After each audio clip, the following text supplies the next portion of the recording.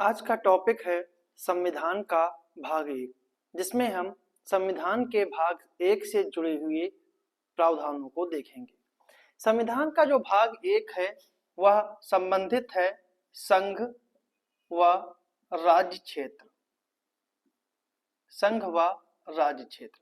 और संविधान भाग एक में अनुच्छेद 1 से लेकर 4 तक जो हैं वो अनुच्छेद दिए गए हैं। भाग एक में संघ व राज्य क्षेत्र से जुड़ा हुआ है और इसमें अनुच्छेद 1 से लेकर अनुच्छेद 4 तक जो हैं इनका वर्णन है। अनुच्छेद 1 के अनुसार जो है, अनुच्छेद 1 जो कहता है कि भारत अर्थात इंडिया राज्यों का संघ होगा, और इस अनुच्छेद में वर्णित भारत शब्द देश का नाम है और संघ जो है वो प्रणाली है। मतलब अनुच्छेद 1 में कहा गया है भारत राज्यों का संघ होगा, राज्यों का संघ होगा। तो जो अनुच्छेद 1 लिखा है भारत जो है वह एक देश का नाम है, और जबकि संघ जो है, संघ वो है शासन प्रणाली, वो संघ जो है वो है शासन प्रणाली। मतलब कि भारत जो है देश का नाम है और संघ जो है एक शासन प्रणाली है। भारतीय संविधान ने संघीय शासन व्यवस्था को अपनाया। डॉक्टर अंबेडकर के अनुसार ये कहा गया था कि संघीय राज्यों राज्य की बजाय राज्यों का संघ जो है उसके पक्ष में उन्होंने कई तर्क प्रस्तुत किए। मतलब कि कह सकते हैं कि भारत में संघीय राज्य की बजाय राज्यों का संघ क्यों कहा गया है। तो पहला 2 तर्क उन्होंने प्रस्तुत किए। पहला तर्क ये था कि भारतीय संघ जो है वो राज्यों के बीच समझौते का परिणाम नहीं है। जैसे कि यहाँ पर मतलब यहाँ अमेरिका की तरह, ठीक है, राज्यों ने संघ को नहीं बनाया है, बल्कि यहाँ राज्यों को संघ में शामिल कराया गया है। मतलब यहाँ अमेरिका के विपरीत भारत की स्थिति है। दूसरे तर्क में कहा गया है कि भारतीय संघ को किसी भी प्रकार से विभाजित नहीं किया जा सकता। पूरा देश एक संघ है जो विभिन्न राज्यों में प्रशासनिक सुविधा के अनुसार बटा है। इसके भी अनुच्छेद 1 के जो अनुच्छेद 1 का पहला भाग है, अनुच्छेद 1 का भी दूसरा अनुच्छेद 1-2 के अनुसार, 1 का दूसरा भाग के अनुसार कि राज्य वह होंगे, राज्य और राज्य क्षेत्र वो होंगे जो पहली अनुसूची में दिए होंगे। मतलब भारत में वही राज्यों की गणना की जाएगी जो अनुसूची 1 में जिनका उल्लेख किया गया है। और अनुसूची 3 मतलब 1 के तीसरे भाग के अनुसार भारत में 3 प्रकार के राज्यों का उल्लेख किया गया है कि भारत के जो हैं वो राज्य कितने प्रकार के होंगे, तो 3 प्रकार के होंगे। एक होंगे राज्यों के राज्य, दूसरे हैं संघ शासित राज्य, और तीसरा है शामिल किए गए राज्य, शामिल किए गए राज्य। तो ये 3 प्रकार के राज्यों का उल्लेख भारतीय संविधान में दिया गया है। इसी प्रकार भारतीय क्षेत्र जो है भारतीय संघ से ज्यादा व्यापक अर्थ अपने आप में समेटे हुए है। इसके अंतर्गत राज्य, संघ शासित क्षेत्र और ऐसे क्षेत्र जिन्हें भविष्य में अर्जित या शामिल किया जाएगा वो शामिल है। जबकि भारतीय संघ के अंतर्गत केवल राज्यों को ही शामिल किया जाता है। एक संप्रभु देश होने के कारण भारत जो है वो विदेशी क्षेत्रों को भी अधिग्रहण कर सकता है। जैसे कि संविधान लागू होने के बाद कुछ विदेशी क्षेत्र भारत का हिस्सा बने, जिसमें दादरा नगर हवेली, गोवा, दमन दीव, पांडिचेरी और सिक्किम शामिल हैं। तो अनुच्छेद 1 जो है यही कहता है कि भारत राज्यों का एक संघ होगा। ठीक है। अनुच्छेद 2 क्या कहता है?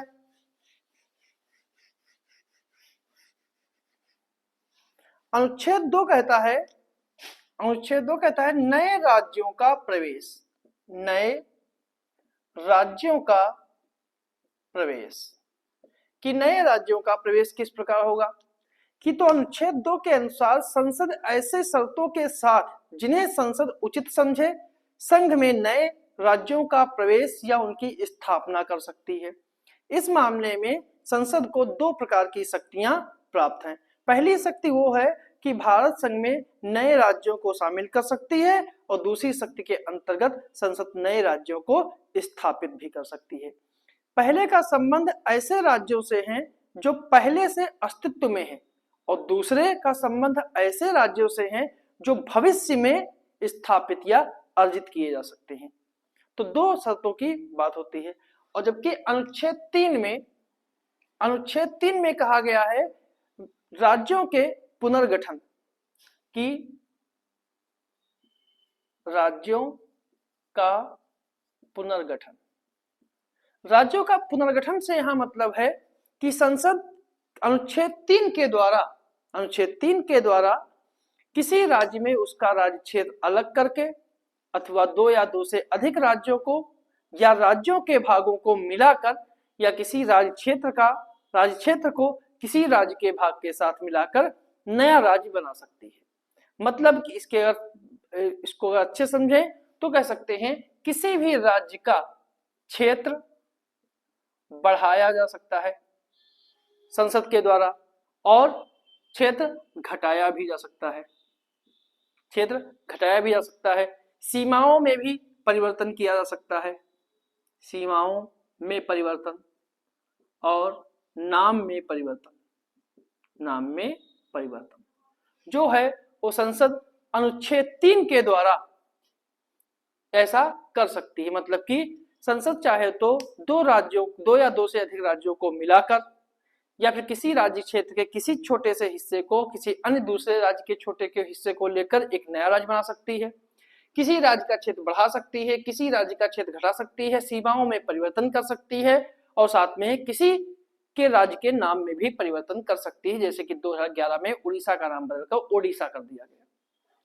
अगर इनकी बात की जाए कि इनकी प्रोसेस क्या है, मतलब इनकी प्रक्रिया क्या है, तो इसकी प्रक्रिया यह है कि अनुच्छेद 3 से संबंधित कोई भी विधेयक राष्ट्रपति की सहमति से ही संसद में पेश किया जाता है या फिर पेश किया जा सकता है। मतलब कि अगर राष्ट्रपति सहमत नहीं है तो संसद में कोई भी बिल अनुच्छेद 3 से संबंधित कोई भी विधेयक पेश नहीं होगा।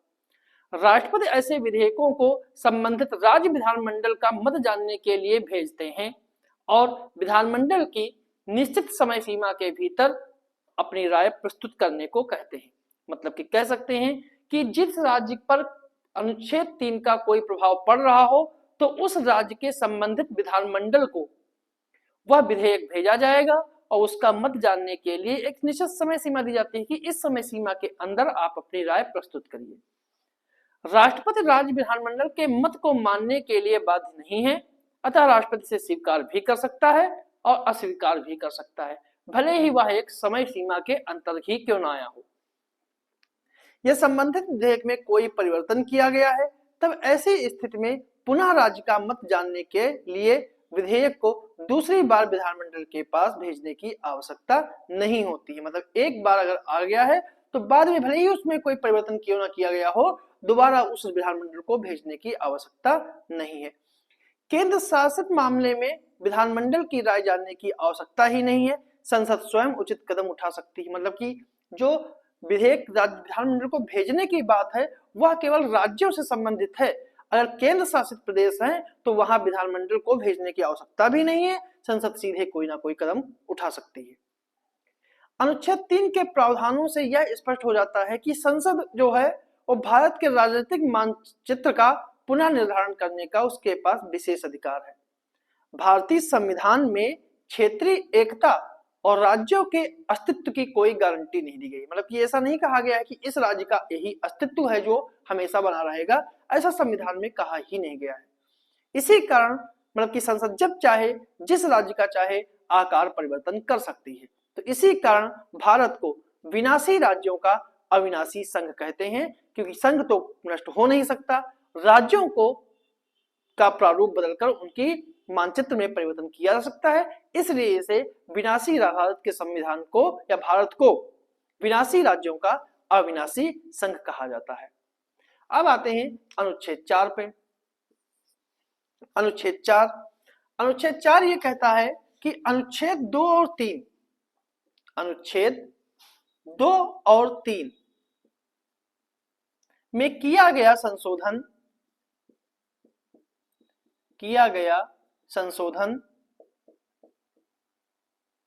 संशोधन नहीं माना जाएगा, संशोधन नहीं माना जाएगा, क्योंकि अनुच्छेद 368 के अंतर्गत संविधान संशोधन नहीं माना जाएगा, क्योंकि ऐसे विधेयकों को सामान्य बहुमत से पारित करके अधिनियम का रूप दिया जा सकता है। तो ये थे संविधान का भाग 1। अगर हम राज्यों के पुनर्गठन से संबंधित मामलों की बात करें तो एक टॉपिक आता है जिसे कहते हैं देशी रियासतों का एकीकरण। देशी रियासतों का एकीकरण, क्योंकि जब देश आजाद हुआ था तो उस समय लगभग भारत आजादी की प्राप्ति के समय भारत में 2 तरह की राजनीतिक इकाइयां थी। एक तो भारतीय ब्रिटिश प्रांत थे और दूसरी तरफ जो थी वो देशी रियासतें, और देशी रियासतें कुल भारत का 40% हिस्से को समेटे हुए थी। देशी रियासतों में अलोकतांत्रिक सरकारों को आंतरिक विद्रोह, बाह्य आक्रमण के विरुद्ध ब्रिटिश सरकारों से सुरक्षा प्राप्त हुई थी। और जब भारतीय स्वतंत्रता अधिनियम 1947 पारित किया गया तो 2 स्वतंत्र और संप्रभु देश भारत और पाकिस्तान का निर्माण हुआ। देशी रियासतों को 3 विकल्प दिए गए, या तो भारत में शामिल हो जाएं, या वो पाकिस्तान में शामिल हो जाएं, और या फिर चाहे तो वो स्वतंत्र रह सकते हैं। उस समय भारतीय सीमा के अंतर्गत जो थी वो 552 रियासतें थी, कुल मिला के 552 रियासतें थी। 549 रियासतों ने भारत में विलय स्वीकार कर लिया, लेकिन 3 रियासतें जो थी उन्होंने स्वीकार नहीं किया। एक थी जम्मू कश्मीर, एक थी जूनागढ़ और एक थी हैदराबाद। ये 3 रियासतों ने भारत में विलय होना स्वीकार नहीं किया और इन तीनों ने भारत में शामिल होने से इनकार कर दिया। वल्लभ भाई पटेल ने रियासतों को भारत में शामिल करने के लिए दंड और प्रलोभन की नीति अपनाते हुए इन रियासतों का भारत में एकीकरण किया। हैदराबाद का जो विलय हुआ वो पुलिस कार्रवाई के द्वारा हुआ, पुलिस कार्रवाई के द्वारा हुआ। जूनागढ़ का विलय जो था, जूनागढ़ को जो विलय था वो जनमत संग्रह के द्वारा हुआ, और जम्मू कश्मीर का जो था वो विलय पत्र पर हस्ताक्षर के द्वारा किया गया। अब इनके अलावा भी कुछ यूरोपीय उपनिवेश भी थे जो भारत में उस समय फैले हुए थे। जैसे अक्टूबर 1947 में फ्रांस में कई स्थान थे, फ्रांस के अधीन कई क्षेत्र जैसे मछलीपट्टनम, कोझिकोड और सूरत। कोझिकोड और सूरत, ये 3 स्थान जो थे, यहां जो फैक्ट्रियां लगी हुई थी, इन फैक्ट्रियां को भारत ने अक्टूबर 1947 में फ्रांस से प्राप्त किया, फ्रांस से प्राप्त कर लिया। फिर इसके बाद 1948 में 1948 में फ्रांस की सरकार के साथ भारत ने समझौता करके जनमत संग्रह, मतलब जो बाकी शेष जो फ्रांसीसी क्षेत्र बचे थे उनमें जनमत संग्रह कराने का प्रावधान किया गया। और जून 1948 में चंद्रनगर जो एक क्षेत्र था, चंद्रनगर और पांडिचेरी, कराईकल और माहे को जो है शामिल कराया गया भारत में। मतलब जून 1948 में केवल चंद्रनगर को मिलाया गया था और पांडिचेरी, कराईकल और माहे इनको 1954, और इसमें एक और आते हैं यनम, इनको 1954 में भारतीय क्षेत्र में शामिल कराया गया था। अगर पुर्तगाली उपनिवेश की बात करें तो 1961 में गोवा,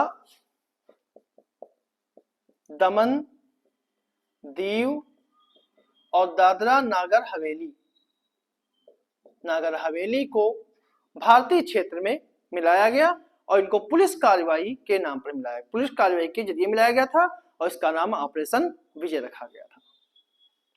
तो ऐसे ही भारत के जो अन्य क्षेत्र थे उनको भी भारतीय क्षेत्र में मिलाया गया। अब आते हैं कि राज्य पुनर्गठन आयोग क्या था। राज्य पुनर्गठन आयोग कि राज्य पुनर्गठन आयोग क्या था। जब देश आजाद हुआ था या फिर कहीं जब भारत में ब्रिटिश हुकूमत थी या ब्रिटिश शासन रूल कर रहे थे, तो उन्होंने भारत की सांस्कृतिक विविधता को ध्यान में ना देकर हुए उन्होंने अपने औपनिवेशिक लाभ के लिए भारत को बांट रखा था।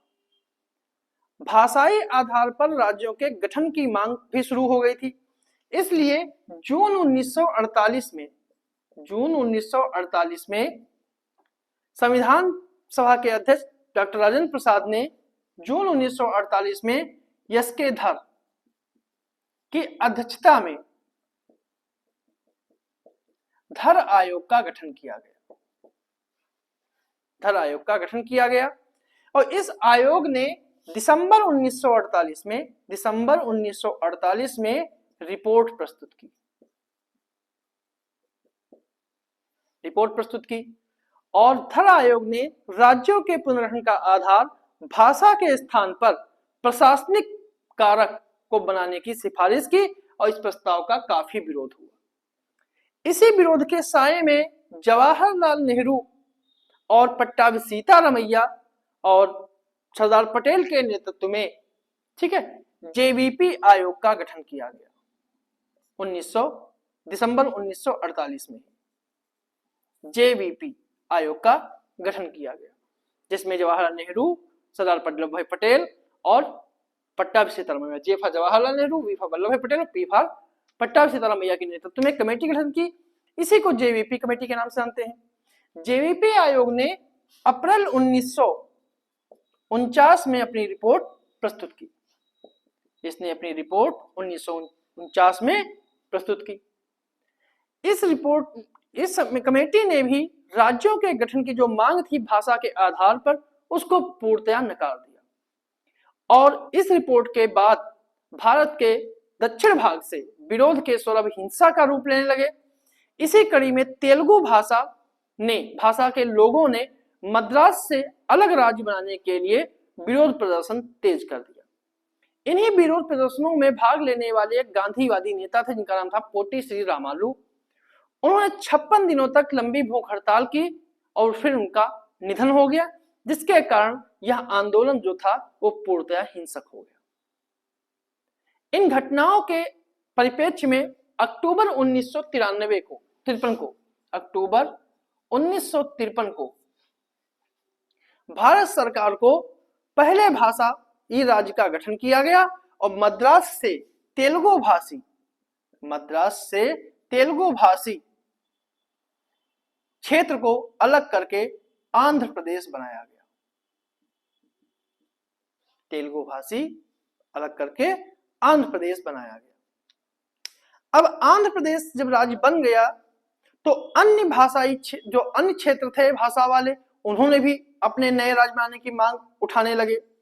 इसी संदर्भ में भारत सरकार ने दिसंबर 1953 में एक आयोग बनाया जिसे हम राज्य पुनर्गठन आयोग कहते हैं।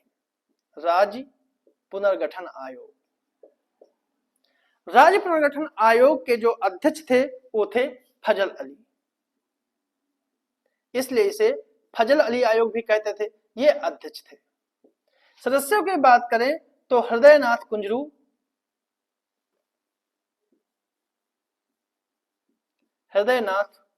कुंजरू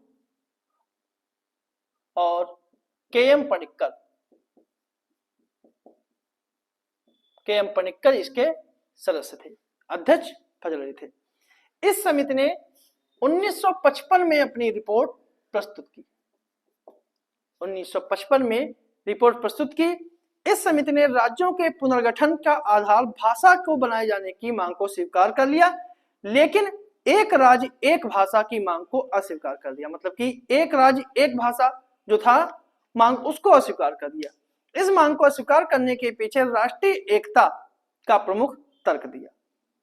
अब अगर बात करें कि किन मानकों को राज्य पुनर्गठन आयोग ने अपनी रिपोर्ट में बताया था, कि कौन कौन से मानक थे कि जिन पर नए राज्यों का गठन भाषा के आधार पर हो सकता है।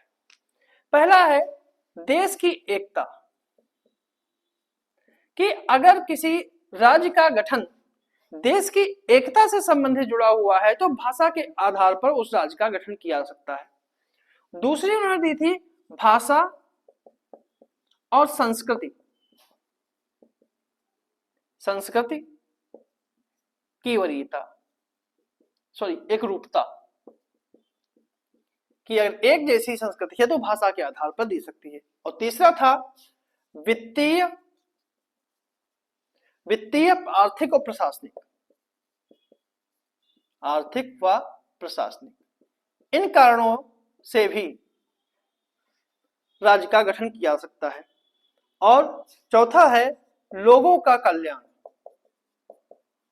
लोगों के कल्याण से जुड़े हुए मुद्दे जो हैं उसके लिए भी नए राज्य का गठन किया जा सकता है, चाहे वो भाषा के आधार पर ही क्यों ना हो। इस आयोग ने मौलिक अधिकार, जो मूल संविधान जब 26 जनवरी 1950 को लागू हुआ था, उसमें राज्यों की जो व्यवस्था थी, राज्य व्यवस्था की किन किन प्रकार के राज्य थे, तो राज्यों का जो वितरण था वो संविधान के भाग 7 में था, कि भारत में कितने प्रकार के राज्य होंगे। तो इस फजल अली आयोग ने संविधान के भाग 7 को संविधान से हटाने की बात कही और व्यवस्था को समाप्त करने की बात कही। इसीलिए इस रिपोर्ट को लागू करने के लिए 7वां संवैधानिक संशोधन हुआ 1956 में, और इसमें दो वर्गों में राज्यों को बांट दिया। एक बना राज्य और एक बने केंद्र शासित, कि जो राज्य 26 जनवरी 1950 को 4 प्रकार के थे उनको अलग करके अब केवल 2 प्रकार के राज्य रखे गए, राज्य और केंद्र शासित। तो राज्य पुनर्गठन अधिनियम 1956 के द्वारा, ठीक है, राज्य पुनर्गठन अधिनियम 1956 के द्वारा भारत में 6 केंद्र शासित प्रदेश और 14 राज्यों का गठन किया गया। अगर राज्यों की बात करें उसमें आंध्र प्रदेश, असम, बिहार, बंबई, जम्मू कश्मीर, केरल, मध्य प्रदेश, मैसूर, उड़ीसा, पंजाब, राजस्थान, उत्तर प्रदेश और पश्चिम बंगाल थे। अगर केंद्र शासित प्रदेशों की बात करें, अंडमान निकोबार, दिल्ली, हिमाचल प्रदेश, लक्षद्वीप, मणिपुर और त्रिपुरा शामिल थे। अगर आप बात करें कि 1956 के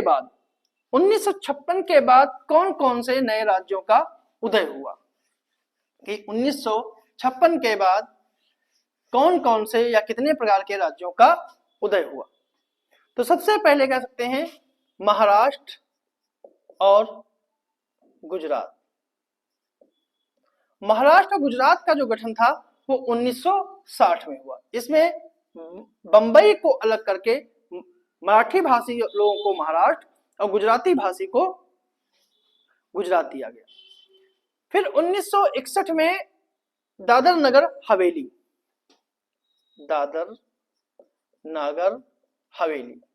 जो ये बना था, ये 1961 में बना था। फिर इसके बाद गोवा, दमन और दीव, ये 3 जो थे वो 1962 में बने, और जिसमें गोवा को 1987 में पूर्ण राज्य बनाया गया। 1987 में पूर्ण राज्य बनाया गया और गोवा जो था वो भारत का 25वां राज्य बना था। फिर इसके बाद पांडिचेरी का गठन जो है वो 1962 में हुआ, 1962 में। इसके बाद नागालैंड 1963, ये भारत का 16वां राज्य था। 16 राज्य था। इसमें नागा पहाड़ी और असम के कुछ हिस्सों को मिलाकर बनाया गया था। फिर है हरियाणा। हरियाणा का जो गठन था वो 1966 जो पंजाब से लेकर के बना गया। फिर इसके बाद हिमाचल प्रदेश 1971, इसे पंजाब से लेकर के बनाया गया। मणिपुर, मणिपुर जो है वो 1972 में आया और ये 19वां पूर्ण राज्य था। अगर इसके बाद की बात की जाए, मणिपुर के बाद त्रिपुरा, त्रिपुरा भी 1972 में आया। और फिर मेघालय, मेघालय भी आपका 1972 में ही आया और ये आपका 21वां राज्य था। और ये त्रिपुरा जो था 20वां राज्य था। मेघालय के बाद सॉरी मिजोरम, मेघालय के बाद सिक्किम आया। सिक्किम, सिक्किम का गठन जो है वो 35वें संवैधानिक संशोधन के तहत आया था 1975। ये भारत का 22वां पूर्ण राज्य था। फिर सिक्किम के बाद अरुणाचल प्रदेश, यह था 1987 और ये आपका 24वां राज्य था। फिर इसके बाद अरुणाचल प्रदेश के बाद छत्तीसगढ़, उत्तराखंड, छत्तीसगढ़ के बाद उत्तराखंड और झारखंड।